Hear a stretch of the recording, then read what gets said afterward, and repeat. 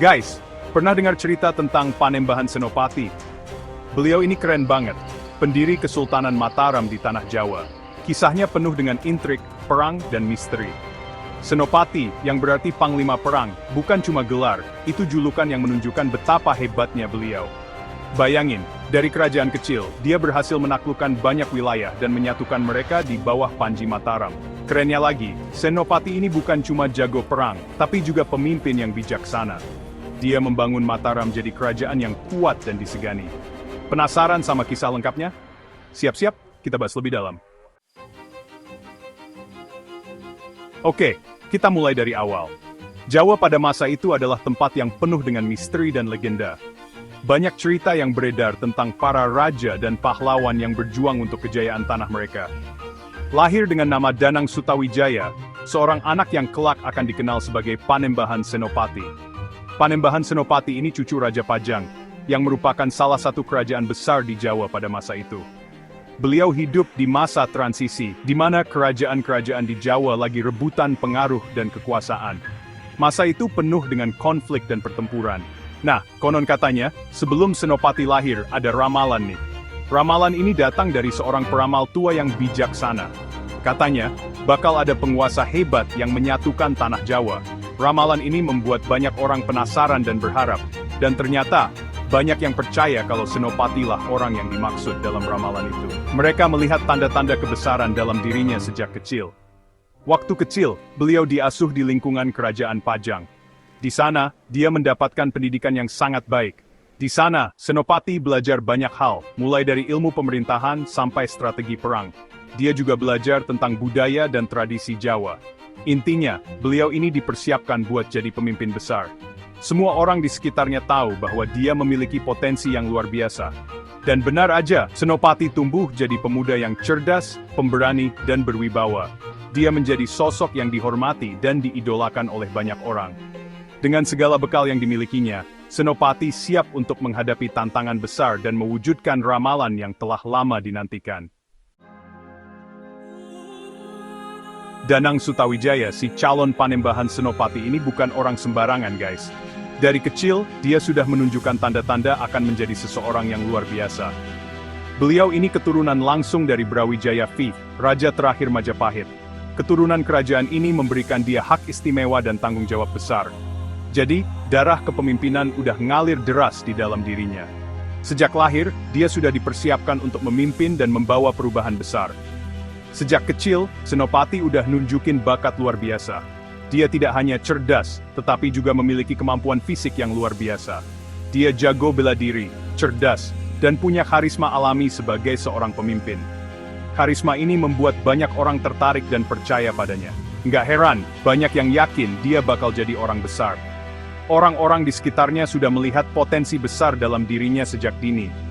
Masa kecilnya dihabiskan dengan belajar berbagai ilmu pengetahuan, agama, dan strategi perang. Dia belajar dari guru-guru terbaik di kerajaan. Dan yang bikin dia makin spesial, Senopati ini terkenal punya hubungan erat sama dunia spiritual. Dia sering melakukan meditasi dan ritual untuk memperkuat jiwanya. Jadi nggak cuma jago strategi perang fisik, tapi juga perang batin. Kombinasi ini membuatnya menjadi pemimpin yang sangat disegani dan dihormati. Awalnya Mataram itu cuma wilayah kecil di bawah kekuasaan kerajaan Pajang. Tapi di tangan Senopati, Mataram berubah jadi kekuatan yang nggak bisa diremehin. Jadi gini, ceritanya waktu itu Pajang lagi kena masalah internal. Nah, Senopati yang masih muda dan ambisius ngelihat ini sebagai peluang emas. Dengan cerdik, beliau mulai ngumpulin kekuatan dan pengaruh. Perlahan tapi pasti, Mataram mulai menarik perhatian banyak orang. Puncaknya, Senopati berhasil ngalahin Pajang dan mendirikan Kesultanan Mataram. Mataram pun bertransformasi jadi kerajaan yang besar dan berpengaruh di tanah Jawa. Section 5. Military Prowess and Expansion. Conquering Java. Senopati itu jago banget kalau urusan perang. Dia memimpin pasukan Mataram ngalahin satu persatu musuh-musuhnya. Mulai dari Pajang, Madiun, sampai Surabaya, semua takluk di bawah Panji Mataram. Strateginya juga jitu banget. Nggak cuma modal nekat, Senopati pinter banget manfaatin kondisi geografis dan politik musuh. Salah satu taktik andalannya adalah perang gerilya. Pasukan Mataram yang lincah dan menguasai medan, ngasih perlawanan sengit ke musuh. Alhasil, wilayah kekuasaan Mataram makin luas. Senopati pun menjelma jadi raja yang ditakuti sekaligus dihormati. Section 6, A King's Cunning, Strategic Alliances and Political Maneuvering.